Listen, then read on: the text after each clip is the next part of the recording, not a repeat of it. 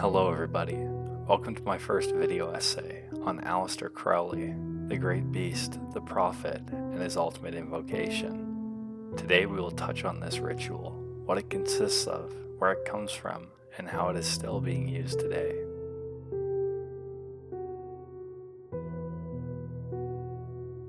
His name still provokes a shiver.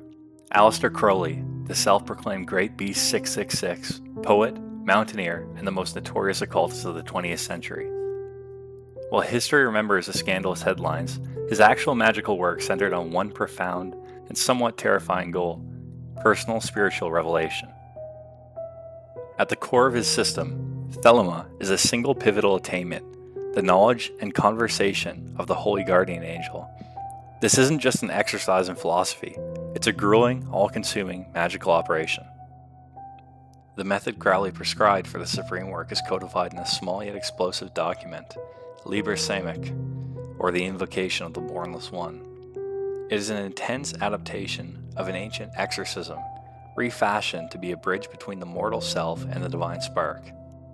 Our journey today is a deep dive into this master ritual. We'll explore its pagan origins, analyze Crowley's transformative modifications, and examine why this single act remains, for Themelites, the most significant and perhaps most dangerous spiritual work a person can undertake. This is the ritual that promises a true will. Liber Samekh did not spring fully formed from Crowley's mind.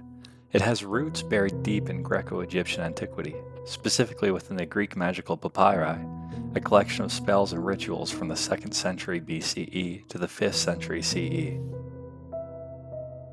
The original text, known as the Bornless Ritual, or Stele of Jeu, was fundamentally a rite of exorcism.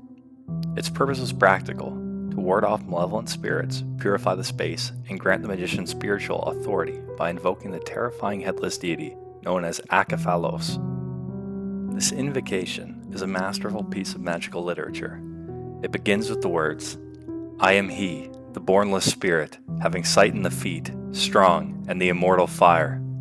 It's a declaration of divine identity, forcing any lesser spirit to bow before the authority of the Bornless One. By the late 19th century, this ritual was adopted and modified by occult groups like the Hermetic Order of the Golden Dawn, who saw it not just as an exorcism, but as a preliminary step towards spiritual ascent. Crowley, a central figure in the Golden Dawn before his schism, inherited this tradition.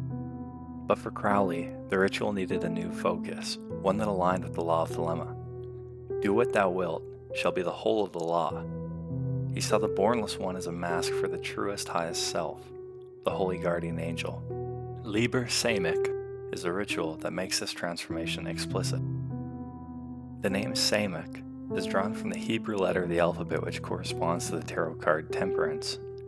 This card symbolizes the ultimate balance, the harmonious union and disparate elements, heaven and earth, conscious and unconscious, magician and angel. It is the perfect symbol for the task at hand. It must be said, Liber Samekh is not a casual prayer. It is a ceremonial working of immense rigor. The ritual is traditionally divided into preparatory phases: the main invocation and the climax, a process that can take days, weeks, or even a lifetime of preparation. The preparation is vital. Crowley insisted on what he called a magical retirement, a period of silence, fasting, purification, and intense concentration. The magician must perform repeated banishing rituals to clear the ritual space, and more importantly, to clear the mind of all petty, distracting desires, the false ego. The main invocation itself is structured around the 4 watchtowers of the elements in the cardinal directions. The magician moves diausal, or clockwise, beginning in the east, at the start of each of the 4 sections, each invoking different aspects of divine and angelic authority. The power of the ritual lies in the vibration of the divine names. Names like Yao, Abrasax, and Adonai are not simply spoken, they are vibrated, intensely chanted to align the magician's physical body and will with the immense spiritual current. Crowley writes that every name must be spoken with the utmost force and fire. As the magician begins to turn through the quarters, the invocation builds. The text is a catalog of power, identifying the magician with the all-powerful boundless spirit. "I am he, that is not to be wounded.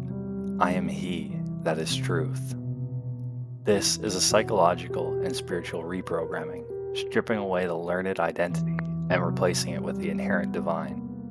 The goal of this repetition is to induce a controlled state of trance or ecstasy, what is often called inflaming thyself with prayer. The focused intention and rhythmic chanting break down the barriers of the mundane mind, opening the conduit for contact. The climax comes after the 4 quarters are complete. The magician stands in the center and performs a final, demanding invocation, moving from identification with the angel to a direct, conscious summons of the angel. The final demand is for the presence and communion, the knowledge and conversation. This communion is the point of no return. It's a meeting of the individual soul with its divine self. It is said that at this moment, the holy guardian angel, the true will, the higher self, or I was, as Crowley experienced him, is finally perceived, and the magician's whole life is reoriented to the fulfillment of that ultimate destiny. To understand the gravity of Liber Samekh, we must understand what the Holy Guardian Angel, or HGA, is. It is not a winged figure playing a harp.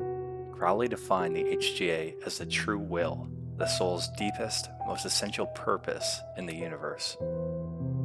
The knowledge and conversation of the HGA is the central sacrament of Thelema, because if you don't know your true will, you cannot do what thou wilt. You're simply acting on egoic whim, fulfilling desires imposed by society or biology. The HGA is the map to the real self. Crowley himself claimed to have achieved this contact in 1904 while he was in Cairo, leading to the dictation of the Book of the Law. He believed the entity I was, who dictated the text, was his own holy guardian angel. Liber Samekh is, in a way, the distillation of the method that led to his world-altering revelation. The conversation is an ongoing thing. The knowledge is a realization. The conversation is a subsequent lifelong relationship. This angel doesn't solve all your problems, but it provides a perfect direction, the inner compass for every decision. The magician is no longer wandering, but walking a determined path. Yet, this is where the warnings come. Crowley and modern practitioners insist that Liber Samekh is dangerous for the unprepared. Why? Because a ritual is designed to shatter the ego. The ego, the false identity, resists its own annihilation. An unprepared magician may experience psychological overload. That could consist of nightmares, terrifying visions, or a complete loss of their old sense of self. Practitioners report coming out of the working reborn, but having buried their old self in the process. The ritual itself is a mirror. It forces the magician to face their true self without the comfortable masks of social convention or self-delusion. It is the ultimate act of magical courage, the willingness to be utterly transformed, even if the result is something you could never have predicted or desired in your former life. Liber Samekh is more than just a ceremonial rite. It is the spiritual engine of Thelema itself. It is the practical application of the philosophical law.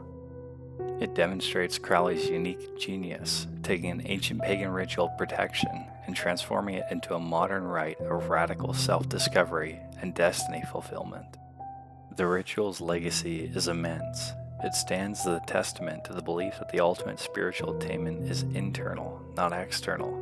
The greatest God is the self, and the most vital communication is the one we have with our own highest potential. It serves as a permanent, challenging reminder to all who study him.